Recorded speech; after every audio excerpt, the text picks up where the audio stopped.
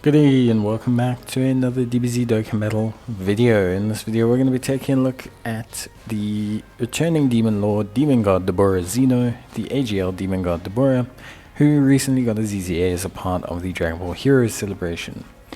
Now Dabura is a Dragon Ball Heroes lead of 150% while greatly raising defense one turn on his super attack with a high chance of stunning the enemy. He has Ki plus 3, an attack and defense of 150%, with an additional attack and defense of 150%, launches an additional attack that has a high chance of becoming a super attack, and attacked enemies attack and defense minus 35% for 2 turns when facing only one enemy. He has an additional attack of 150% when the target enemy is in attack down or defense down status, and gets an additional attack of 100%, defense of 200%, and high chance of evading the enemy's attack when facing 2 or more enemies. He'll get an additional attack of 50% and reduces damage received by 10% per existing enemy starting from the 3rd enemy. So basically, honestly speaking, I think overall he's okay. I think it's very clear his design is meant for more AoE fights, more like a Super Battle Road. He does attack down and defense down from his passive for 2 turns. He has a high chance of stunning the enemy. He gains evasion and also has damage reduction, and of course he also just has basically a kit that really thrives off of facing multiple enemies. Loyalty, Shocking Speed, Brutal Beatdown, Master of Magic, Nightmare, Fear and Faith, and Sharing the Limit are his link sets, and he's got Dragon Ball Seekers, Time Travelers, Siblings Bond, Terrifying Conquerors, Dragon Ball Heroes, and Crossover as his categories. Overall, the big thing with him is that he has 2 multi-situational views. I'm going to be primarily showing him in the AoE setup facing multiple enemies, but you can use him in single target fights to a certain degree because he does have decent defense after super, just none of his really potent abilities. When he's facing multiple enemies, it's important to also note that he's definitely a lot better when he's facing 3 or more enemies. Although he only needs 2 enemies to gain his 50% evasion, which is also really good. I think the big thing for me when we look at Dabura is his consistency. A lot of the times, even in Super Battle Road, having 5 or 6 enemies is not super common.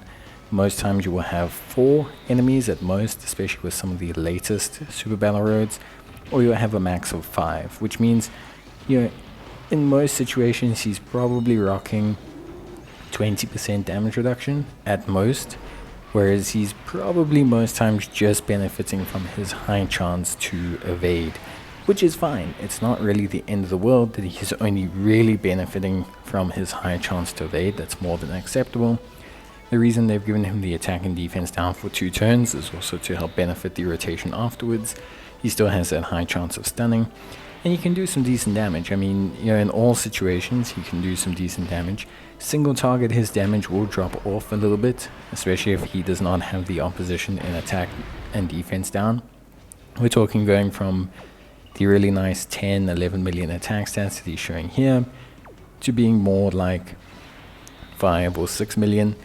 It's not the end of the world, but it is just something important to point out. I think the 2 biggest flaws, or I say flaws, but the 2 biggest areas where I find Dabura kind of lets me down a little bit. So firstly, link set. So he's got a decent heroes link set, but he's actually one of the few units that's not really tied to a heroes team. But in essence, that makes his link set not so great, because now he's got, you know, nothing really that makes really well with other Dabura units who benefit mainly from being on the Buu Saga team. Outside of the Dabura units, we're looking at mainly heroes units, and then that's kind of it. And then the other thing that I think is a little bit of a hindrance towards him is I do feel like when we talk about his build is super conditional on where you're planning on using him. So a lot of units generally will benefit from one thing. However, for example, Dabura, when he is facing multiple enemies, you really don't need to look at having any kind of evasion. However, when he is facing a single target enemy, you have additionals built in. So for a defensive standpoint, additionals and evasion would be his best standpoint. However, from an offensive point of view, you're probably looking at additionals and crit. If you're looking to rock him against multiple enemies, it's just one of those things. I think for me, just considering the consistency of him and how dependent his attack stats are on the attack and defense down function, I would say I would probably roll him with maybe majority crit and then majority of the rest additional, because I feel like I'm probably not going to use him for single target fights. It's just not really something I'm probably going to do. Now, in terms of his links and link leveling, you know, loyalty is pretty good. You get that 5% damage reduction and extra key. Shocking speed, you get defense and key. Master of magic is okay. Nightmare, fair and fair, shattering the limit, brutal beatdown. There's not a huge incentive to link level. The only real link that really link levels well is loyalty, but you don't really get that.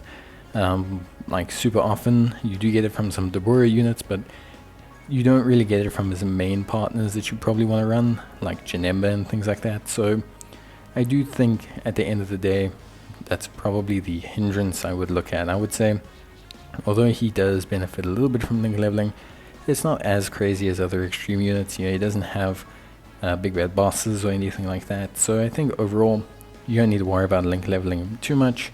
Just focus on his hidden potential system and giving him some gear, and then you should have a pretty decent time. He's got enough key links, fear and phase, shattering the limit, shocking speed, and loyalty. So he does have access to enough key links, so you should be fine from that point of view. I think he's best used as a floating kind of utility unit or as a second slot unit alongside units like Janemba. But I would consider the fact that you probably want them to get big bad bosses, so he's maybe just best as a floater that provides a lot of debuffs. But that's it from me. I hope you enjoyed the video. If you did, leave a like, and I'll see you guys in the next one. Till then, take care, stay safe, and thank you for watching. See you guys in the next video. Bye.